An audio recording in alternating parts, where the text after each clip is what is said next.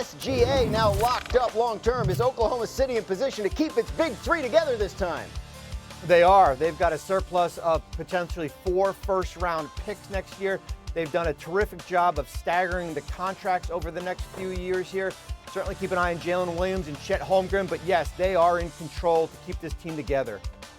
All right, Tim Bontemps. The Nuggets added Tim Hardaway Jr. and Jonas Valanciunas to their offseason haul yesterday. Should Nikola Jokic be happy with Denver's move? Yeah, I mean, the Nuggets got some additional depth pieces. They have they added Cam Johnson to trade with Michael Porter Jr. the other day. They get Jonas Valanciunas to give them a backup center.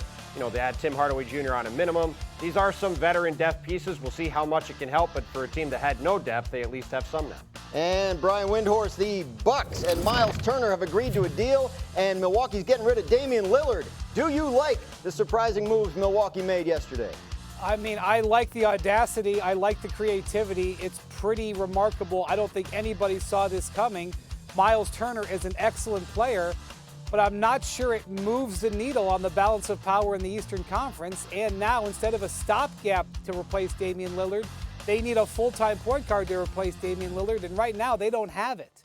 So let's take a little bit of a deeper look at what Milwaukee did. Obviously, Wendy, right, it's a win-now move, but because of what they did with Lillard, can you take us through just sort of the impact it has moving forward? So they have been contenders for about 6 or 7 years now with Giannis, and they've had really unfortunate luck with injuries over the last few years. Giannis has been injured in some playoff series, and then this last year, tragically, Dame Lillard tore his Achilles in the playoff series. And they have exhausted all of their resources during that time. They have traded away all their draft picks. They have used up all their cap space, and yet there was still some concern that Giannis might want to ask out of the franchise. And so their reaction to that was to start borrowing from Peter to pay Paul in 2028, 29, and 30 by putting Dame Lillard on a wave and stretch where they will now pay the remaining $113 million of his salary, $23 million at a time over the next 3 years. This was never envisioned this way when this provision was put into the collective bargaining agreement. It was meant to help shorter-term situations, and now this is going to be like an albatross around their neck. They don't think it today, but I promise you, in 2030, the Bucks fans are going to have a party when this is off their books, because this is going to end up being a problem for years into the future. And let me tell you where they had a party yesterday, Dan. They had a party in Portland, because the Portland Trail Blazers own the Bucks first-round draft pick in 28, 29, and 30, and their long-ago franchise player, Dame Lillard, is going to help pull that team down and make those picks even better. A lot of layers to these moves that happened basically right after we went off the air yesterday. I know all you guys were calling around the league to get reaction. Bontemps, what kind of stuff were you hearing? Yeah, I mean, look, I think Brian summed this up pretty well. In talking to one executive yesterday, they said this is the kind of thing you come up with when you're sitting in a boardroom in July trying to figure out what to do with your team to dig out of the hole you're in, but that in a couple of years you're going to look back on it and say, what did we do, right? And as Brian said, when you have a $22 million dead cap hit on your books for the next 5 years, that's not something you can get away from. You can't trade it. You can't buy it down later. That's just stuck there. So this team is going to be stuck with limited flexibility going into, all the way through the rest of the decade. Now, if it keeps Giannis Antetokounmpo in Milwaukee for this year and beyond, then you look at it and say, well, it's the cost of doing business. He is the greatest player to play in this franchise's history. The longer you can keep him around, the better. But if somehow it doesn't keep him around, or if it's only a short-term fix, this is going to be something that's going to linger for a very long time. And while Myles Turner is a good player and a guy who fits very well with Giannis Antetokounmpo as a rim-protecting center who can also shoot threes, it's a rare commodity. He also doesn't replace the 24 points a game Damian Lillard scored last year for the Bucks. That is a hole they still have even after this move. Yeah, you say short-term fix. Tim MacMahon, Damian Lillard was not supposed to be that, and he ended up only being there 2 years. So what did yesterday's moves tell you about the state of the Milwaukee Bucks franchise? Yeah, this is a desperation move, and it's an admission that the Damian Lillard trade was a complete disaster. And obviously, there's unfortunate circumstances with Dame tearing his Achilles. But even before that, you go all in on a superstar like that, to keep Giannis happy, to try to reopen that championship window. It doesn't produce a single playoff series win. And look, they haven't paid off the picks on the Drew Holiday trade, which, by the way, did help deliver a championship. They flipped Drew Holiday for Damian Lillard. Now they owe Dame $22.5 million for the next 5 years. By the way, that's the point 5 years from now when they'll finally pay off the picks from the Dame deal. So they're out money, they're out picks. Myles Turner's a nice fit. He's a nice player. He's a moderate upgrade over Brook Lopez, but this does not vault the Bucks back into the championship contention picture. Yeah, and I want to get to that, certainly, Bobby, but I also want to ask you, as somebody with so much front office experience, what do these next few years now look like if you're the Milwaukee Bucks front office as a result of the financial impact of this move yesterday and the draft pick situation that Tim was just talking about? Well, usually you look at it in a 3-year window, Dan. I think Milwaukee's looking at it right now in a 1-year window here as far as trying to get Giannis as far as to commit long term, and all indications are is that, yes, he is still on board here. It's kind of like trading future draft picks, but the financial version basically by doing this waive and stretch provision. And there are severe implications similar to trading future picks when you have a $23 million dead cap hit. That thing is not going away forever for the next 5 years. But for Milwaukee, it's all about the now. We'll worry about 2029, 2030 later. So do you think, Bobby, that they've done enough to convince Giannis to stay? Well, they've been aggressive. They didn't take the last couple days off here. They brought back some of the old and some of the new when you look at how the roster was brought back with Gary Trent Jr. and Bobby Portis, and they do this Myles Turner and signing and Gary Harris here. I do think they're in a similar position than they were a year ago here, kind of in that middle of the Eastern Conference. The big question, Dan, is who's running point guard? Like that's, for me, that's going to be the biggest question moving forward as far as how do they go out and address the point guard position? The Bucks currently have the 8th best odds to win the East. I think that sums up where Milwaukee sits. They have a ton of work to do to just get into contention in the East, let alone contention to win a title, which is what Giannis Antetokounmpo has said. He wants to win multiple titles in his career. Even after this move, they're very far away from doing that. Yeah, and MacMahon, I know obviously what you said earlier about the moves Milwaukee made and what the impact is of the Lillard trade and how damaging that is. But when you look at Milwaukee right now, they're making win now moves. Are they? Do they look to you like a win now team? I think they're a playoff team. I don't think they're a second-round playoff team, which puts them exactly in the bin for the last couple. You ask, hey, is this enough to keep Giannis happy? We've been kind of waiting for Giannis to ask out for you. I mean, even going back before the Drew Holiday trade, that kept him around. Then Dame kept him around. But at this point, I don't think it is. I don't think the question is this enough to keep Giannis happy?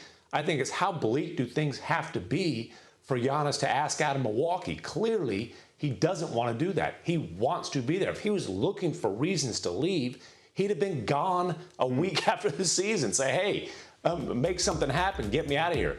That hasn't happened yet. So I don't think they're contenders, but I don't think that Giannis is going to go pound on the door and say, get me out of here. Yeah, generally in the NBA, it seems if a player wants out, we know about it. Windy, how about the Indiana end of this? Myles Turner was somebody that I think a lot of people thought they might bring back, right? What does this mean for the Pacers? Well, he's been their franchise center for a decade, and while there's been times where they've looked to trade him, he is coming off of a very strong year. And look, they have 2 star players on the Pacers. That's Tyrese Haliburton and Pascal Siakam. They're going to make $90 million next year. And the Pacers are an organization that has not paid the luxury tax in 20 years. It appeared that they were getting ready to do that by retaining Myles Turner. In fact, a couple of weeks ago, they traded their first-round draft pick in last week's draft to help just clear off a couple extra $1 million to make sure that they could afford him. But in the wake of the Tyrese Haliburton injury, it seems like they just opted out of that. Now, they were offering him a contract that would have put them in the luxury tax. They were prepared to go deeper than they had, but they clearly had a line they were not going to pass. And if I was a Pacers fan, I would be really crestfallen right now, because my team a couple of weeks ago was in Game 7 of the Finals and ahead early in that game. And now they are facing no Haliburton for the next year, and your franchise center has walked away for nothing, and you have no feasible means to replace him. So when Haliburton comes back, the Bucks are not going to have a franchise center sitting there for him to play with. Star-studded NBA crew. Let's begin in Dallas. Windy, would you believe the Dallas Mavericks are title contenders once Kyrie is healthy?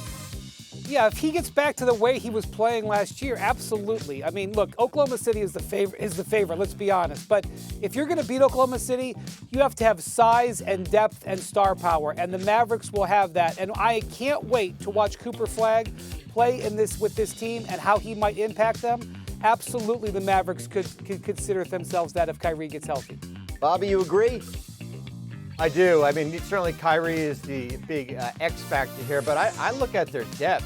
I mean, when you go P.J. Washington or Najee Marshall or Caleb Martin and either Daniel Gafford or Derek Lively off the bench, that is a strong depth. And as we saw in the playoffs and the finals, depth matters. Bontemps, would you believe it if I said the Nuggets have regressed this offseason? I don't know if I'd go as far to say as they've regressed, but I also am not sure they have progressed. You know, there was a lot of talk about them getting Cam Johnson. Obviously, he has been with the Brooklyn Nets the last couple of years. He basically is the same player, though, as Michael Porter Jr., the player they traded him for. However, he makes a ton less money, so the Kroenkes saved a lot of luxury tax payments, but that doesn't really help on the court. Then the Nuggets went out and got several bench players yesterday. Got Jonas Valanciunas, Tim Hardaway Jr., Bruce Brown. Those guys are all okay. I just don't know if they're doing enough to close the gap with the Thunder. MacMahon, you agree about the Nuggets? I'd never agree with Bontemps on hardly anything. Listen, this is the best bench of the Joker era. Now, that's faint praise. It's kind of like saying I'm the most charming member of the Hoop Collective, but it's a fact. The Nuggets needed depth. We all hammered on them. You got to get deeper. You got to get deeper. You got to get deeper. Valanciunas is by far the best backup they've had for Joker. Hopefully will no longer just bleed points when Joker's resting. Tim Hardaway Jr. just had a really good year in Detroit. He's a shooter off the bench. Bruce Brown was a huge piece of their championship puzzle. Now, Denver Bruce Brown is a different beast than Bruce Brown anywhere else. But again, a team that desperately needed depth managed to go out and do that. And Cam Johnson is at least a lateral move for Michael Porter Jr., if not an upgrade. He's more versatile on both ends of the floor. The Nuggets pushed the Thunder to 7 games and definitely got better this offseason. Wendy, what do you think about Denver's offseason? Well, they took to their new front office, Ben Tenzer and John Wallace, who've been on the job just a few days, and they said, here's what you need to do. You got to get Jokic a backup. You got to get David Adelman, the new head coach, a couple more options than you gave Michael Malone. And by the way, we don't really want to pay the luxury tax and you cut a bunch of money. All right, we'll see you in the fall. And they've done that. They have gotten some options. They have reduced their payroll, and they've gotten Jokic a backup. Now, am I waking up as the Oklahoma City Thunder today going, oh, my God, we're in trouble? I am not, but they have addressed some needs while reducing payroll. That is not simple, and I think Jokic will be happy to have any new set of eyes, a new set of bodies to help him out this season. All right, one more Western Conference team to hit here. Bobby, would you believe the Rockets are now the biggest threat to Oklahoma City in the West? I would, and I believe that after they traded for Kevin Durant. And then what they've also done here is they've added Dorian Finney-Smith to try to replace Dylan Brooks, and they added a third center in Clint Capella. They already have Steven Adams and Alperen Sengun. So yes, Houston certainly is, I would say, the threat to Oklahoma City in the Western Conference. Durant trade is another thing that happened within the last 10 days in the NBA. It's been a pretty significant week and a half. Thunder still clear favorites to win the West, but there are 9 teams within 20-1 odds of them, as you can see here. Teams like Houston and Denver have completely revamped their rosters, while other teams like the Timberwolves, Clippers, Mavericks have all made changes as well. So the West is jumbled. MacMahon, I know you said you think the Nuggets have improved a ton this offseason. Who else has impressed you out West with their moves since the season ended? I mean, I definitely agree with Bobby on the Rockets. They went from a hopefully to a Hall of Famer as far as their go-to guy, moving Jalen Green, getting in Kevin Durant, who is still scoring at an elite level. And then they really did that while also leaning even further into their big, nasty, tough, physical, bully ball type of play. With Capella, if they want to play 2 bigs, whether Steven Adams needs to rest or not, they can do that. That's something that was very effective for them down the stretch. Durant's bigger than Green. Dorian Finney-Smith's bigger than Dylan Brooks. This is going to be one of the toughest teams, one of the best defensive teams, one of the best rebounding teams. They had a glaring lack of a go-to guy.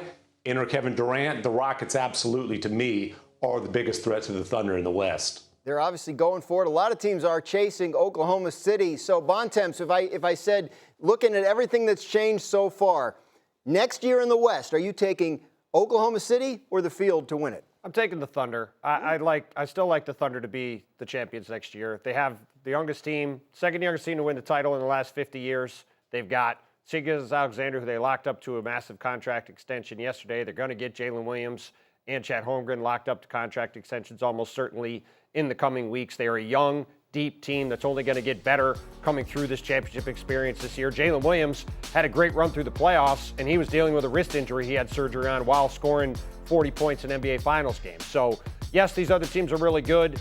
Yes, there's going to be a lot of challengers to Oklahoma City, but for the foreseeable future, I'm taking the Thunder and feeling pretty good about it. Bobby, two teams, as we've discussed, West contenders that I have not heard anybody say, Lakers and Warriors. Both teams with huge Hall of Fame caliber stars nearing the ends of their careers. Is either one of them anywhere near title contention right now? I don't. And how I look at both teams is if you were a marathon runner and you had Luka Doncic and Jimmy Butler on your roster, you got to the mile marker number 6 in the lead. And then all of a sudden, here comes Denver, and here comes Oklahoma City, and Dallas, and the Clippers, and Minnesota, and they basically lapped the field. And it's no fault to themselves. They just didn't have any big moves this offseason because they already made those big moves here. So I look at those other teams that we just mentioned here, kind of lapping where the Lakers and the Warriors are right now. Yeah, that's rough. As somebody who ran marathons when he was younger, I know you got to get used to the concept of people running past you, but it still doesn't always feel great. Yeah, the Lakers don't have a starting center yet. In fact, while we're at it, they don't have a backup center. Now, there's a couple of free agents on the market like DeAndre Ayton and Al Horford. They're in on them. The Lakers are having conversations about trading for a backup center, but they don't even have their starting lineup together yet. And I'm looking at Houston, and I'm looking at Dallas, and I'm looking at Oklahoma City, and I'm seeing a 10-man rotations built out totally ready to go. So I would say this. The big X factor is Luka Doncic. If Luka Doncic reports to the Lakers and plays an MVP season, which frankly we've been expecting him to win the MVP for 2 or 3 years now, then that's a game-changing situation because you still have LeBron James, who at the moment is ready to go for the Lakers. I don't know if he's excited about it, but he's ready to go. And you're going to have 2 All-NBA players. So the thing about it is that the Lakers need that. They're going to need Luka to be awesome and at the top of his game. And if he does that, we're going to be talking about the Lakers a lot. Let's be honest, we're going to talk about the Lakers a lot either way. But there's some things going for them. They finished 3rd in the West last year. This is not a team that is bereft of talent.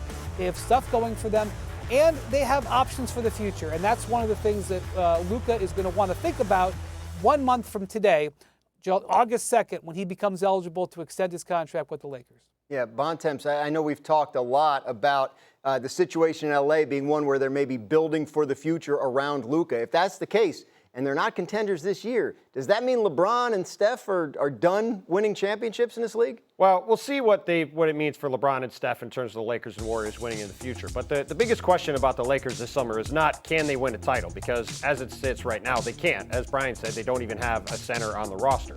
The question for the Lakers this summer is what we've been talking about and talking around, which is will Luka Doncic commit his future to the Los Angeles Lakers? When they traded Anthony Davis for Luka Doncic, the franchise moved away from LeBron James and to Luka. And going forward, everything the Lakers do is going to be geared towards trying to have Luka Doncic be the center of this franchise's universe for the next 5 years and beyond. And that begins with, on August 2nd, will he agree to extend his contract by a couple of years and stay in a Los Angeles uniform through the rest of the decade? If he doesn't do that, if he goes into next season and says, I'm going to see how this goes and then test free agency next summer, an already tense situation in L.A., I mean, right now we're talking about, can the Lakers get a center? Can they be a competitor in the West? If Luka Doncic is going to be a free agent next summer, the questions in L.A. are going to be far different and far bigger than just will they get a center to play with them.